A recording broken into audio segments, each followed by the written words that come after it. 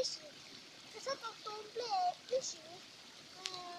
Si tu es ça, dans le sac.